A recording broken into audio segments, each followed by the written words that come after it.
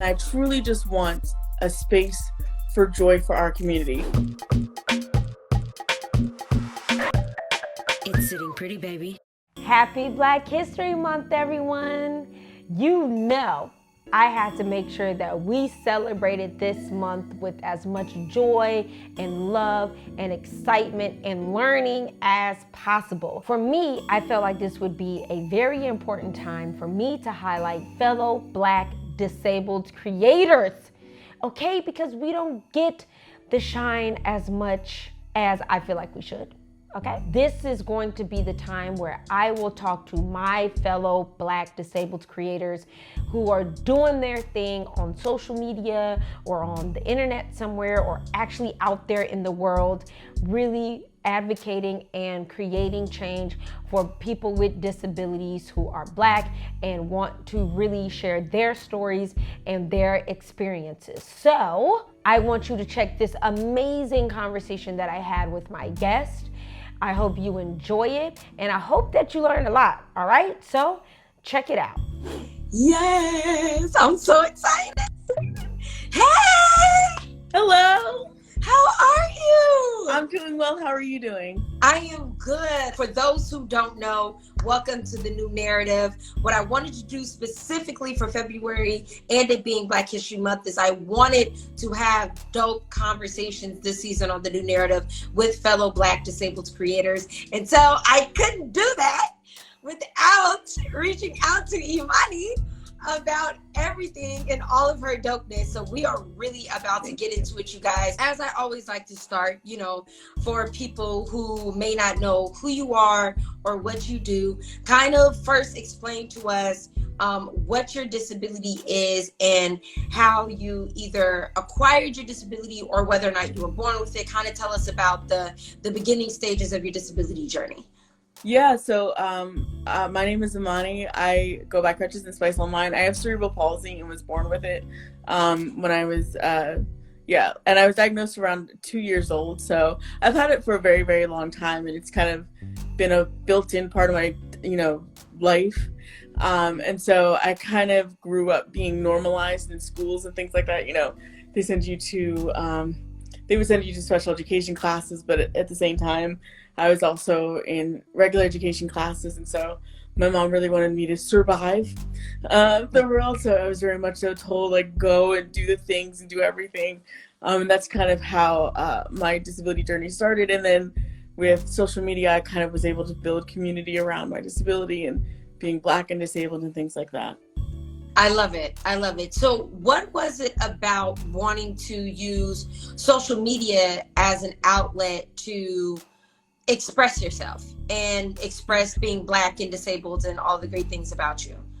Yeah, I mean, truth be told, I started a blog in around 2014, 2015, and my mom had stopped reading it because I was emailing it to her every single time I posted. And she's like, I can't be the only one that reads this blog. She's like, I'm not gonna read all this stuff every single week. She was in class at the time, I think. I love it. Yeah, she's like, I'm sick of reading this. And she's like, I know, I've lived with you for 30 years now. Right. So I was like, let me get on social media and see if anybody else is interested in what I have to say. And then I started interviewing the founders of Grip the Vote and kind of connected to people through them and that community, and kind of got really political, inadvertently, because disabled existences are political. And so social media was really kind of my first foray into seeing this many disabled people in one place and being able to talk to people. And I love it. I love being able to, being able to talk to other disabled people as well as troll people back. Yes. Which is one of my favorite things to do, because I'll sit there and I'm like, you can try it. You can try it. It won't work, but you can try it. You're ready for the clap back. You're ready for the clap back. Exactly. I love it. So why did you feel like it was necessary to choose to create content surrounding disability in particular? Because I know a lot of the times, like for myself, right, when I started creating content about my disability, I just was like out here. I was like, I wanted to show that people with disabilities go out and we have fun and we get drunk and we turn up, and you know, but at the same time I also wanted to like help. And then as time went on, I realized like what I was doing was advocacy. It never crossed my brain to be like an advocate. So I kind of want to like understand, like, when you started creating your content, was the intention to be an advocate for disability, or what, like kind of what was that piece of it when creating? Yeah, I kind of just wanted to talk and have people listen. I feel like a lot of times whenever disabled people speak, they're like, oh, that's so cute that you want to say words. Like, they're not in any sort of order and we don't think they make much sense, but it's so cute. And so like I really wanted a foray where I could kind of talk about my disability and kind of talk about being disabled and Black, because that was something I really had never seen discussed in like public forums. And that's not because that those conversations didn't exist. They just, I couldn't see them. And I wasn't around them. And so I wanted to either create my own and find the others that I was missing. And then also just being able to write. Like my mother, I always come back to my mom because she forced me into a lot of stuff inadvertently. Like I was taught to write from a very young age, and my mother always was challenging us to write more and to talk more and to tell our experiences. And so it was a natural progression of things. But I always wanted to write scripts and TV and act and all that stuff. And I think one of the things that we forget when we talk about disabilities, that there's so many other things that like we wanted to do, and that we kind of get like pigeonholed into these advocacy roles where it's like, because you're an actress, it's like you're literally an actress, like you're in Give Me Liberty. Every single time somebody asks me for like good Black disability representation, I'm like, Lauren Spencer, she's right there. And I'm like, because I look and I'm like, that's what I wanted to do. And there's so many advocates that are advocates simply because we couldn't get in the door or we couldn't find our way there.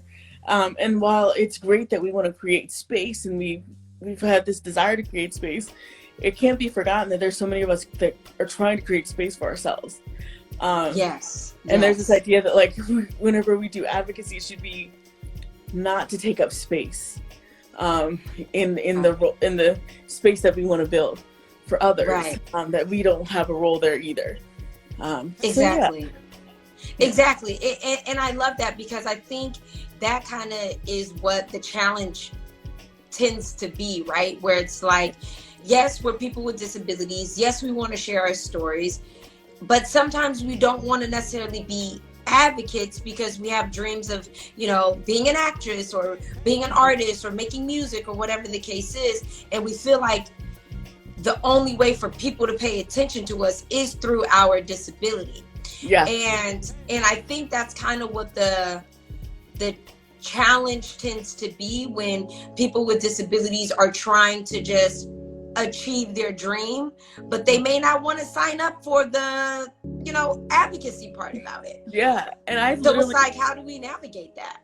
It's a really interesting phenomenon, because I'm really suspicious of anybody that's like, I want to grow up to be an advocate. I'm like, why though? Like, it's like this ain't easy. It's not easy. You're on the chopping block all the time. So and not only that, but you're constantly like finding new ways to express the same trauma, and then to talk about it and to recycle it and to bring it to people's attention. And it's a painful experience constantly. And so when people are like, I just want to advocate, and especially if you're a part of the community that you want to advocate for, that's hard. It can become very, very painful. And so like I like whenever I see a disabled person kind of forced into this advocacy role, I'm like, that may not be for them, and that may not be what they want to do. They simply want to exist in the space that they've created for themselves. And so, and I think that what non-disabled people don't understand is that it's oftentimes for our survival. We are so distracted, and necessarily so, by the need to survive ableism in non-disabled spaces, that we forget that we are just human beings that want to really just be in Yeah. our dreams and like exist in our dreams and build and collaborate and create. And we're just forced into these roles, and I feel bad because a lot of people give me a lot of credit for being an activist or an advocate, and I like what I do and I love doing this work, but it's also so draining. Yeah.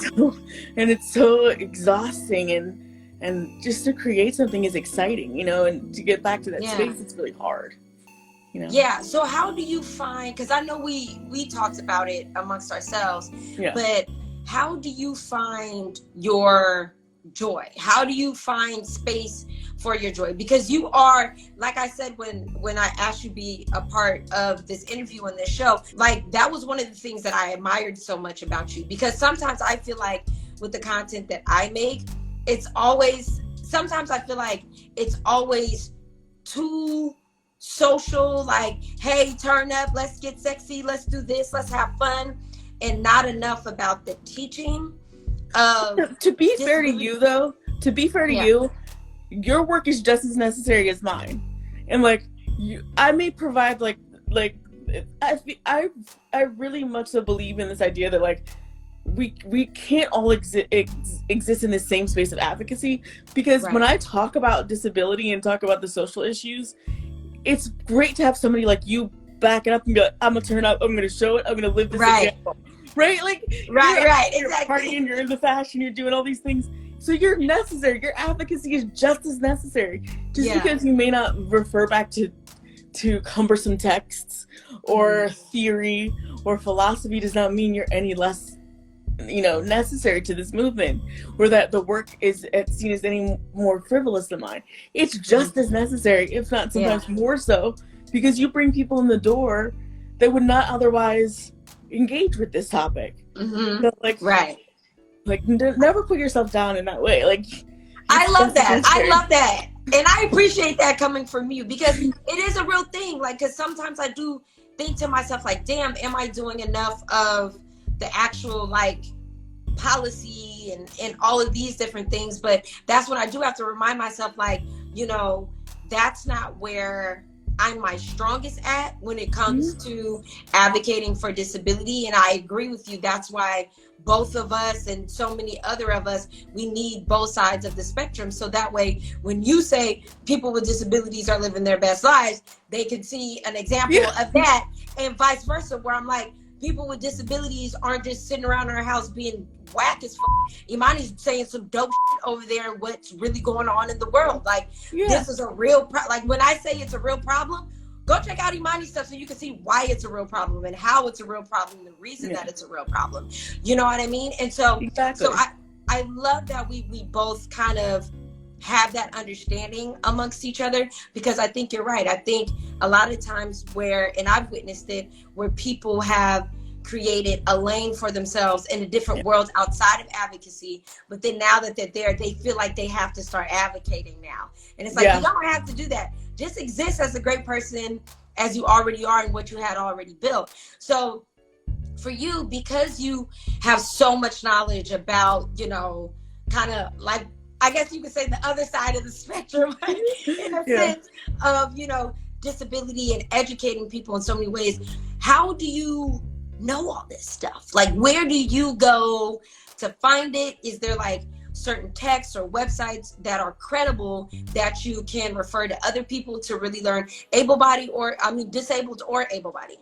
Yeah, I mean, I definitely rely on a lot of other Black disabled women, like Tinu, Violet Thompson, Dawn Gibson, Black Girl Lost Keys. There are a ton of disabled Black women that are really extremely good. There's a book called Disability and Capitalism that is also a good read to talk about like the need for disabled people to produce for capitalism and kind of showing value to society. And I think that a lot of just disabled generated text, like and disabled writers are incredibly important to all of these discussions that we're having, because if you don't include our perspective, you're going to miss the point. Like, for instance, if we go 6 months out of this pandemic and people are going to be like, oh my God, there's so many divorces because of the pandemic, disabled people are going to be like, nah, there's a lot of divorces because of healthcare, or there's a lot of there's a lot of divorces because of, you know, needing to afford medication. So I think that like having a disabled perspective on all things makes the most sense. And so I always seek out disabled writers. There's also Kelly Dawson, who's in design and is a writer as well. So there's a ton of Black disabled women that I rely heavily on to kind of build out my perspective. And then also understanding that your personal reflections and your experiences are just as important as any sort of theory you could read. Because I always tell people to storytell in a pyramid, not a pyramid scheme, but storytell in a pyramid. Just for clarity. Right? Yes, absolutely. It's not a scheme. It's not a scheme at all, I promise. But like I always tell people that because we're marginalized, people don't trust the very tip of the pyramid, which is your personal experiences, right? So you always have to branch it back out downward to more systemic issues. So always start with a personal story and then branch into systemic issues, because it kind of blends the two together and lets people connect to the individual or reading about something that affects more than just you. So I always that is game. I hope y'all wrote that down. The pyramid situation, not pyramid scheme. We're talking about the pyramid, you know. Shout out to Hope and Beyonce. No, I'm just kidding. But no, that is absolutely great, because I think, again, it's one of those things like when people start advocating and creating content, they start creating things that, and I get approached about this all the time where people are like, well, how do you know what to create all the time and all these other things? And I'm like, I just kind of dip into what I already know. Yeah. You know, like I don't necessarily create content that I feel like other people just want to hear, but like I may not have like a personal relationship to it. So it is about building that, talking about your personal experience and bringing it down to relate to the systemic issues that surround disability. Well, like, I have a question for you. Like, how do you humanize it more? Because I try to humanize, you know, the disability experience, but then I always, you know, get down back into theory and marginalization. But you bring like such light to so many things. Like, what is it? Like, I just want to know how. You know, like how? Like, it's so much fun, and I'm like, yes! Every time I see it, I'm like, I'm so excited. But then I'm like, I'm gonna bog this down with some very depressing sentences. Each paragraph will start with a personal reflection, and then we'll have an existential crisis to wrap it around in the bottom. Like you have like a lot of fun with it. You know, well, thank you for that.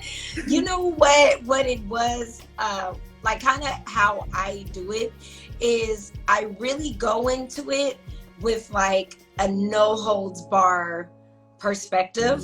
Like I really just say what the fuck I'm feeling and how I feel about it. And I'm like a big goofball, like in general. So any way that I feel like I can just be my regular, funny, ridiculous self, like that's what I want to do. Like as much as I can be ridiculous, like that's what I want to do. Like when I was looking at your content, I loved how you did the Busset challenge. Because that was so relatable. Like that would be some like I would have done. Like no, this ain't for me. No, it's over. Like I'm done. Like no, it's not happening. Like so, it's like taking those moments where it's like you're talking about your disability, but you're not making fun of it, but you're having fun with it. Yeah, you know what I mean. So it's that thing, and I think.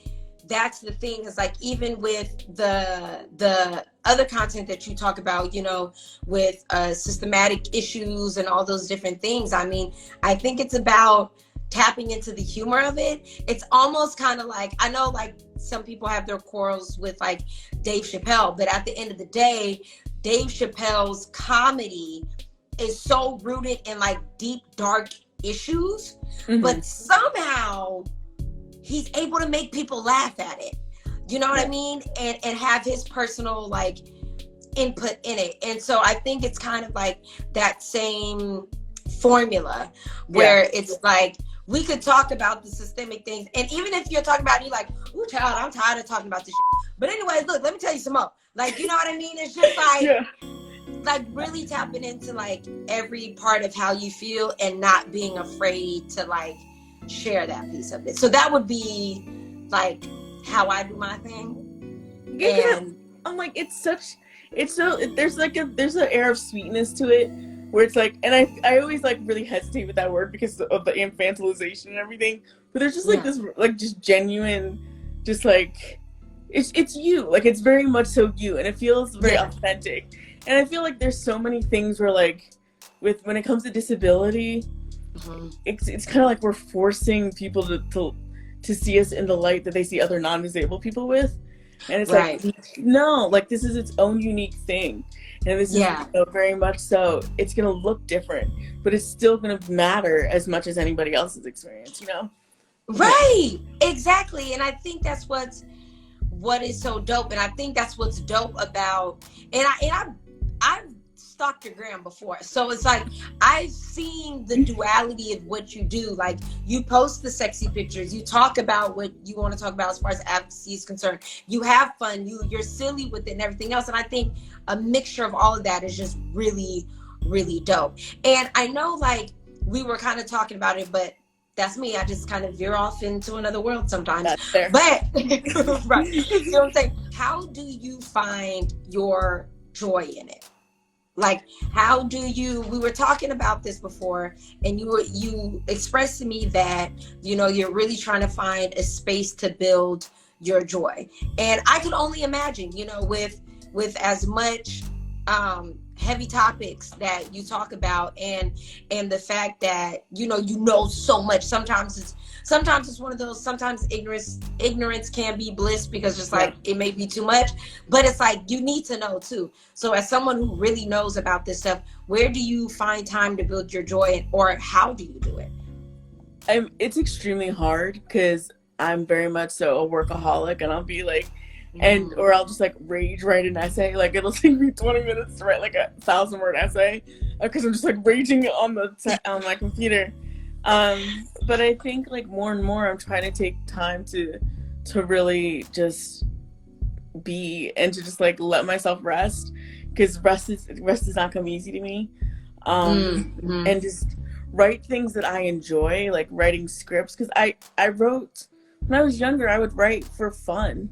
And I would write because, like, I used to make fan fictions of Mary-Kate and Ashley stories. I love scripts for them. I love that. Here, funny story. I used to read fan fictions about B2K. So I'm right there in the world with you. That was my thing. I'd be like, oh my God, Trey Book went to the mall. And it's like, no, you didn't. But go ahead. It's like, I was like, my mom would like find these like pages of like Mary-Kate and Ashley scripts. And then like, I'd like force my brother and my friends to like act them out with me. And my mom would be like, why? Like it would be like Super Bowl Mom, Sunday. hold the camera. What are you doing? Yeah. Right. Like the Super Bowl's today. And I would usually harangue my parents into like skipping the halftime show to watch me act out a script that I wrote. I but love yeah, it. like, returning to that type of thing, and like hoping that I can get there, and, you know, maybe, I don't know, maybe write a film or like write a series. And even before the pandemic started, I was working on a scripted series about dating while disabled and Black. Right? I wanted, listen, when I tell you we were a month out from location scouting, like before the pandemic started. Oh my gosh. Yes, and I wanted all disabled people to play like all the main characters, and I'm very upset about the pandemic for multiple reasons, and that's one of them. I could understand that. Right? I can understand that. Are you in LA? No, I'm outside of Philly. Okay, got it. Because I was like, if you were in LA, we were there's ways around that. Look, we would have found out a way to get you involved. Like people, there were people calling around. There were people revising scripts. I'm not kidding when I tell you, we were literally a month out from starting filming. And wow. Yeah. So hopefully we'll return to that eventually. But yeah, I think I want to start doing those types of things. And I think it's really hard for me to like shut off the advocate part of my brain and be like, you know, I really want to just sit and create and like stew in my creativity and like play around with different things. And also I think one of the issues that I have is like a fear of failure. Because as a Black woman, you know, like because my mother, I remember I was sitting across from my mom and she goes, I raised you to be a Black woman first, not a disabled Black woman. And I know that what she meant by that. So like, absolutely.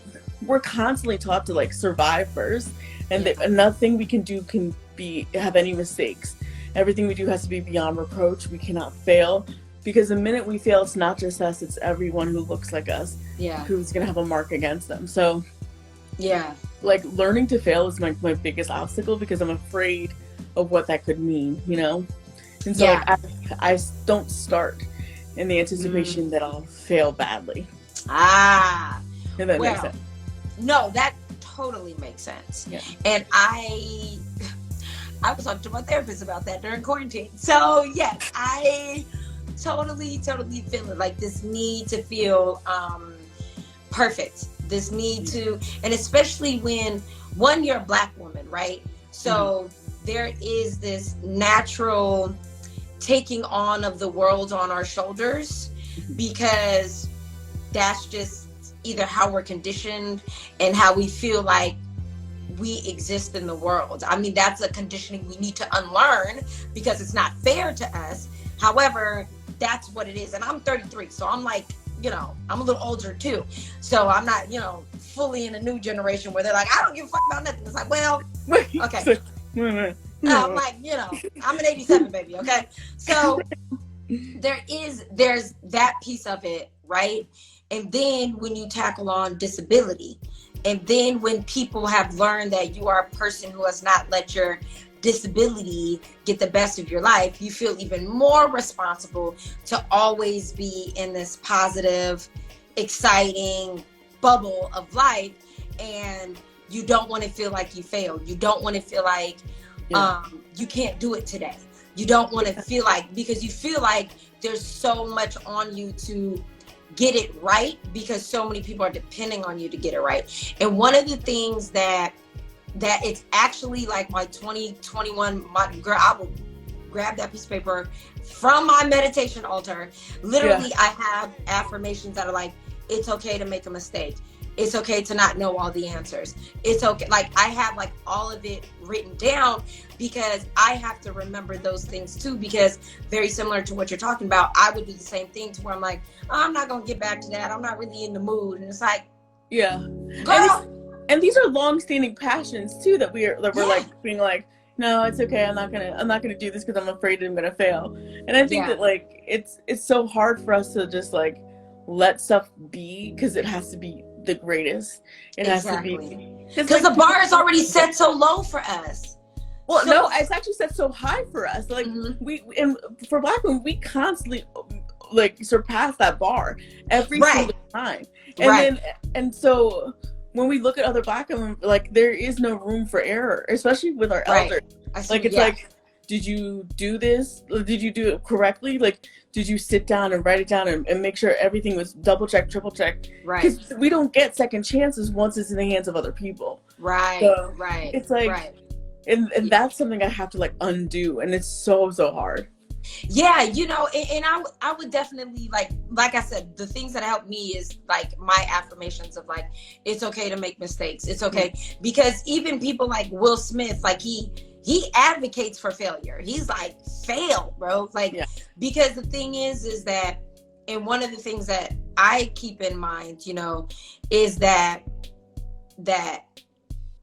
to fail, like the quicker I fail, the quicker I can be my best at it. That's true.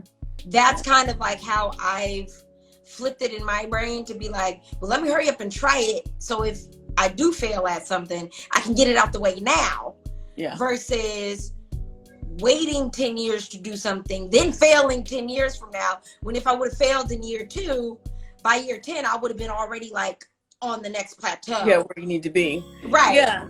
And that's always going to be something hard to unlearn for me. And I'm trying. I'm really trying, I promise. Yeah, no, listen, it's not an overnight journey. No. You know, it's not overnight, but Yeah. if you do a little bit towards it every day, then that's one of the things that, you know, that has helped me, because I totally understand it, like, through and through and through. And when we talk about being Black and disabled and dating, I mean, that, I feel like that's a whole nother day and time. However, people need to know that that is a thing. That is a thing. Just so you know, do you know who Wesley Hamilton is? Yeah. Okay, so you know Wesley, and you know Stephanie, my stylist, right? Yeah. Okay, so me, Stephanie, and Wesley, we are doing weekly on Clubhouse these chats about being Black and disabled. So it's like Black and disabled AF, and then whatever like the topic is going to be. And dating is definitely going to be one of those topics. So I'm going to make sure that you join us on that one. Yes, please, because I have so many stories. I'll save them, but I have so many stories. Yes. Yes. Exactly. Exactly. No. And if you want, I will tell the stories that are international stories as well. So like yes. Right, exactly. I love it, you guys. Just to kind of pivot, because, you know, like we said, you know, being Black, disabled, and dating is a whole other beast for another day and time. Yeah. Let's talk about, and one of the things that I do talk about a lot is the family structure and family support of people with disabilities. I know you've mentioned your mom plenty of times. I talk about my mom constantly. She's in here. I don't know if she's still here, but I talk about my mom constantly as well, because me and her are like two peas in a pod. We don't know how to act. It's one of those things. So, but I know if it wasn't for my mother's Black woman strength and her Black woman will of motherhood and just like who she is, I know I would not have even experienced disability in a positive way if it was not for her and my family, and her telling my family, like, look, ain't nothing changing around here. Yeah. This is what we do. You know what I mean? And advocating for me there. And then my friends just naturally kind of coming into the mix. So how integral or important is the relationship with your mother and how she raised you, you know, having a disability? Oh my God. My mom was like very much so like, it was, I don't know how to describe her, but she was very much so realistic in that like I would have to exist in a non-disabled world. Yeah. And so she was like a lot tougher on me than a lot of people would expect her to be. Like people would like balk at the fact that I had to take out the trash, do the dishes, like clean the house. Like people would be like, you make her do that? And my mom's like, yeah, and you're pointing. Yeah, absolutely. Oh, I was definitely like, in there doing chores.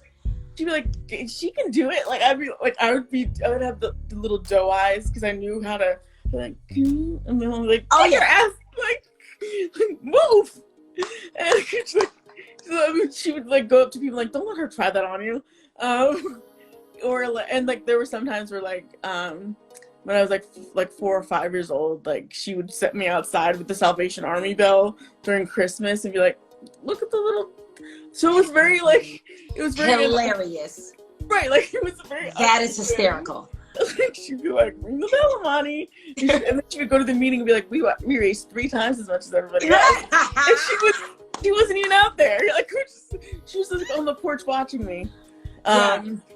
So yeah, my mother was very integral, and like she would not take no for an answer from anybody. If they tried to exclude me, she'd be like, no, that's not happening. Yeah. Like I took ballet classes only because she had begged the teacher for a year prior to open up a class for disabled kids, and she wouldn't. And so my mom went back every single day for a year to like make them open a class. Hell yeah. Yeah, and like another time what was she doing? She like she would like she for a year like she would just make sure that I would go, and not like she's also the reason that 9/11 is one of the reasons I got into a school for gifted children, because they were so distracted because she'd gone up every single day to that school and said, let my daughter in, she's going to go to school, and they were so distracted by what was going on that they were like, fine, just get this woman out of our office. But she didn't tell them I was disabled, and it was a 5-story building without an elevator. And so like she was like, well, at this point, if you expel her, you'd be expelling her because of a disability, not because of any sort of issue with her academics. So they were in a bind because of my mother. So I went to school for like a year and a half. Yeah, like my mom was just very, she's cantankerous in all the best ways. That's how I love it. And my dad deserves a lot of credit too, because my dad was very much so. She's like she was very much the loud person, and like would just like take no for an answer. And he was like, Imani, I'm gonna teach you how to sit back and discern things, and to like read the room, and like strategically, and make sure that you know how to ingratiate yourself with these people, and make sure that you're giving your best foot forward. And so that's kind of what I get from my dad. Also, the comebacks come from my dad, because we used to practice together. People really sleep on the importance of comebacks. Right. Listen, I tell people this all the time, because people are always like surprised when I tell them like I wasn't bullied in school or anything like that. And I was like, and I always say like, I don't know if I was necessarily bullied, because it's like, if anyone did try to roast me, I knew how to come back. So to me, it didn't register as bullying, because I knew how to roast. Like literally that's all my family does. Like we just roast each other all day long. Right. And like it's gotten to the point where my boyfriend, like, he's very much so like attuned to like fighting. He thinks that we're fighting when we're like talking to each other, because it'll just be like it'll be such a heated back and forth, and he'll be like, oh my god, you all hate each other, you need to calm down, because when you come home you're all worked up. I'm like, yeah, because he was wrong. Right. And I was right. I love it. Imani, this has been one of the best conversations that I've had thus far. I mean, I feel like there needs to be some type of like way we could do this more often, some type of like podcast situation or something like. Lolo, I have a podcast. You're invited whenever you want. Yeah, tell me day and time, and I am there. Yes. Tell me day and time, and I am there. I promise you. You'll get an invite. Yes, I love it. Yay! So what I always like to do is first kind of tell people what you're up to, what you're working on next, where you want people to find more of your content, and all of those things. So I primarily work out of my Twitter account. It is at Imani_Barbarin. You can also follow me on my blog, crutchesandspice.com. You'll also find my podcasts posted there. I'm getting back into podcasting simply because 2020 was a lot and a bitch didn't do much. Just but survive. I literally was just trying to survive 2020. So that's absolutely my work. Yeah. And one of you will have to harass me to finish my book. It will not happen otherwise. Fair enough. Fair enough. Well, just know that I will be texting you like, you getting the book yet? Okay, cool. Yeah, so the podcast, you guys go on her website, crutchesandspice.com. That's where you will find everything you need to know. Crutchesandspice.com. Make sure you guys tap at the top and tap on her screen name and follow her so you can stay on top of everything disability. Check out the Twitter. The Twitter's right there too. Thank you, Crutches and Curls. Thank you. Also, as I ask somebody just wrote, finish the damn book. I'm sorry. That's right. Finish the damn book. That's the kind of energy we have to give you. Finish the damn book, because we need it, okay? Yes. But as I ask every guest, for you, Imani, what do you want the new narrative to be for Black women in disability and disability advocates? I want joy. I want more space for joy. I want less of our time to be spent trying to survive everything around us. And I truly just want a space for joy for our community. I like this, the emotional taxation on our bodies that it takes just to survive this society isn't it. Like, we deserve to have fun and to thrive and to live our best lives. Like, I don't want anybody to go through what we have been through. We should be building a better world for the generation next to us, and we deserve a piece of it too. We deserve to be a part of the space that we're hoping to build. So I want joy for my community. I love it. I absolutely love it. This is amazing. For the rest of the month, I want you guys to be sure that you are checking out the remaining interviews and live chats that I will be having with more fellow Black disabled creators, okay? Because this is a month where we need to be learning about Black history. We don't get to learn enough about it, especially in schools or just on our own. So we really do have to make it our responsibility to learn about our history. And when I say our history, I don't mean just Black people. I mean all Americans. I mean all people really need to learn about the influence of Black people in America, the influence of Black people in this world and in culture and everything that we have contributed to life and society. So if you have a favorite Black person in history, please leave a comment. I'm always very curious to see who has been influenced and who influences others and everything else. So please make sure you leave a comment. It's Black History Month, so get your learn on. Learn your Black history. All right, y'all. Until next time, it's Sitting Pretty, baby. Peace.